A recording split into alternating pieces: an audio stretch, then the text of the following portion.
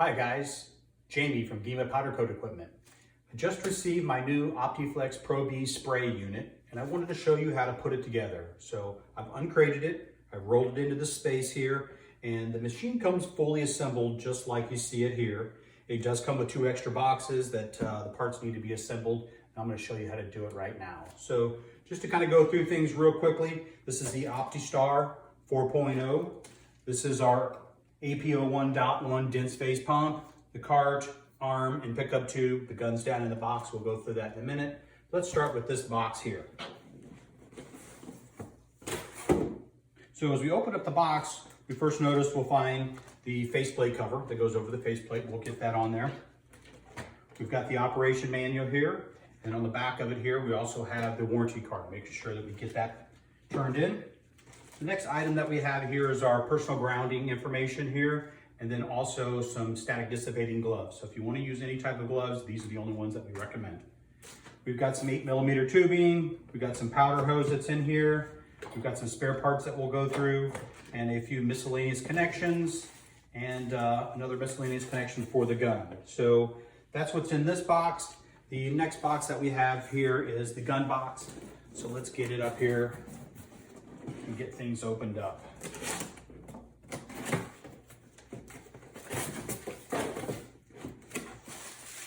Some packing material. So as you open up the gun, we have some spare parts. We'll go through those shortly. We've got some rinsing airline, and we actually have the gun, and we have a gun brush at the bottom of it.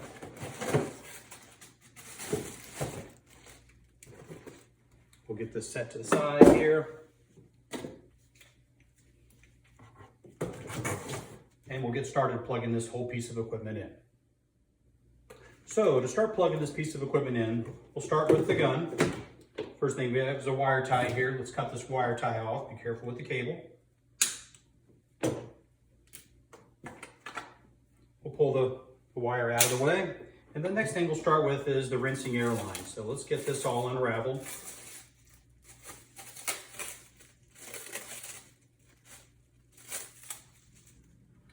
And then we'll work off of one end here, the opened end.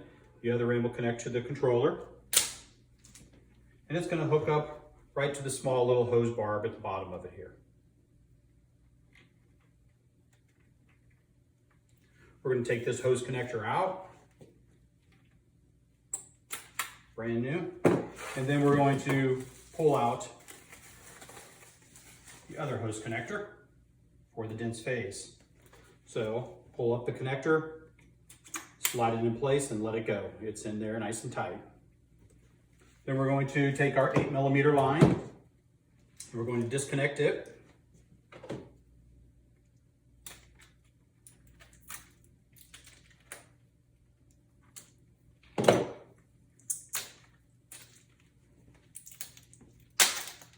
And then we're going to plug it in right into the bottom of this. This is a push to lock fitting, so just push it in all the way till it seats it down to the bottom. And then we're going to get our powder hose out. The standard machine comes with 12-meter powder hose.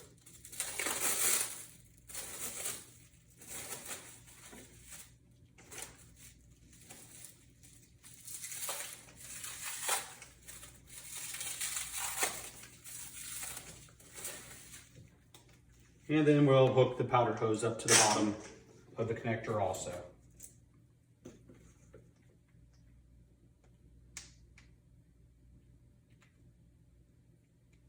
So putting these up, these hoses nice and neat. So we'll get them all nice and straight here at this point. And then product of choice for me is masking tape to tape these down. It also comes with Velcro ties also. I like to use a combination of both of them. So I'll get started with this and be right back with you.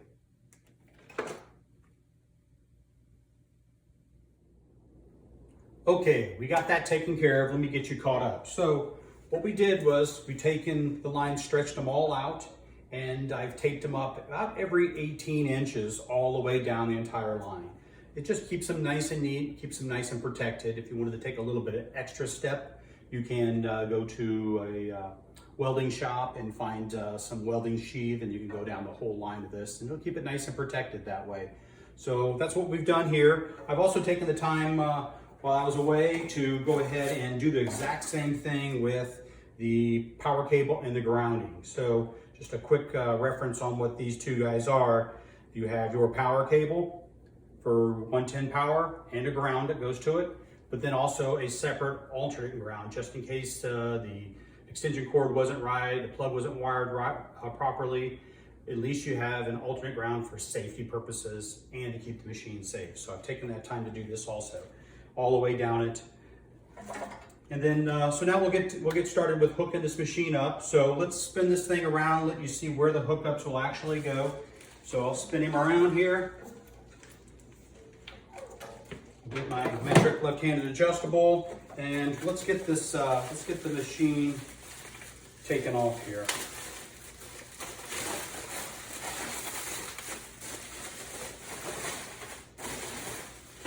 All right, so we'll start with the powder hose. So keeping everything nice and neatly, we'll take the fitting off the powder hose. Slide the fitting over the top of the hose and slide it on, and push the hose just over the top of the hose bar so it bottoms out, and then tighten this down. It doesn't have to be crunched in there so tight that you need tons of wrenches to get it off. You just want it put down on and then just a little bit more snug. So again, using your left-handed metric wrench here, tightening him up. Okay. So moving on, we'll move on to the rinsing air line. The rinsing air line goes to 1.4 on the back of the control unit. Going down to the cable, it'll go into the gun port, of course. Just put the cap on it, remove the cap, and then put it on, and then screw it down all the way so it's nice and tight by hand. And then we have our final air, or atomization air, for the front of the gun. So we'll take that fitting, which is in the accessory bag here. We'll take it, slide the fitting over the top of the hose. It'll go on where the black dot is, and it's also 1.3. So sliding it over the top of it until it stops. Tighten it down hand tight, and then just a little bit more, not much, doesn't take much. Just want to keep them on there. There, very good. So now that all the connections are made, let's get started with programming this machine. So first we'll pull off the Chance to Win an iPad mini, register this. So first we'll start with turn the machine on, and when we turn the machine on, it'll automatically recalibrate itself. You'll hear the motors move. So that recalibrates the machine. The computer knows exactly where the valves are at. So we're just going to do a quick overview and a quick program, just getting started. I'll break down all the components down in later videos. So every application and equipment that I send out, that I program or do startups for, I program in 3 program settings. So program 1, I program in the power boost mode. So to get it into power boost mode, 100 kV and 100 microamps. To do that, all you have to do is move above 100. So if we move it above 100, it'll automatically go into power boost mode. So going into program 2, I have programmed in an extreme complicated mode. So complicated mode is set up at 22. Program 2 is set up at 18. So it just limits the microamps just a little bit more, allowing you to get into those deeper recesses just a little bit easier. So program 3, I set up for an extreme recoat. So recoat is set up at 10 micrams limitation. On the program 3, it is set at 3.5. This will allow you to put multiple coats on and limiting the amount of back ionization that you'll get. Continuing just a little bit deeper into the setup, there's the select button here, and each program has a second screen. So if you push this, It'll have a second screen that shows your rinsing air, your fluidization. This tells you that it's a one pump system. If we wait long enough, it'll go back to the main screen. So we push it again, and then you have one more section that tells you how bright the light is. I like to turn it all the way up. So I think that the fluidization is just a little bit high here. So what we'll do is we'll turn it down just a little bit more, down to 0.1. So these are the basic settings that you need to know, and you can get started with powder coating. I'll finish up with the spare parts that come with it, and that'll be it. Just finishing up here with the remainder spare parts. So the machine comes standard with 2 nozzles and 2 sleeves. So if we pull this out of the bag here, this comes with the standard nozzle that we've been selling for about 7 years now. This is the NF20. So this is our standard nozzle and the sleeve that goes with it. But we have a new nozzle, it's the NF40.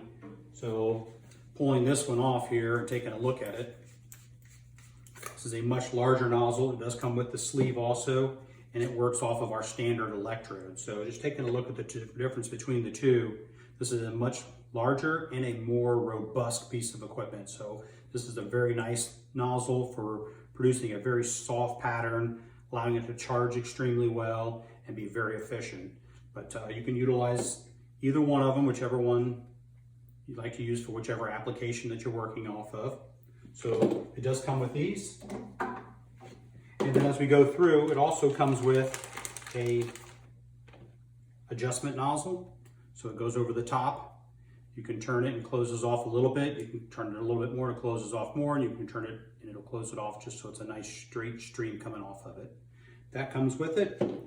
It comes with the Velcro ties that we talked about. It comes with an extra hose connector, and then it comes also with 2 extra green O-rings for the hose connectors. So that's that kit, and then the last kit that we have is a pump kit. So it comes with a few things inside the pump kit.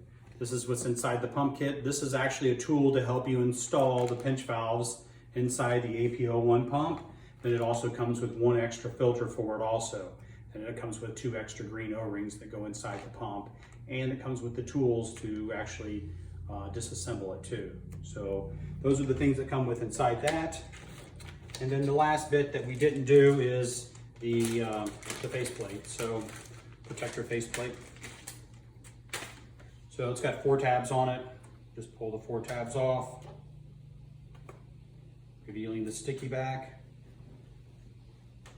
Set it on top, wind it up, and just push down on the tabs. That completes the startup of the OptiFlex 2B Spray. Thanks for listening in.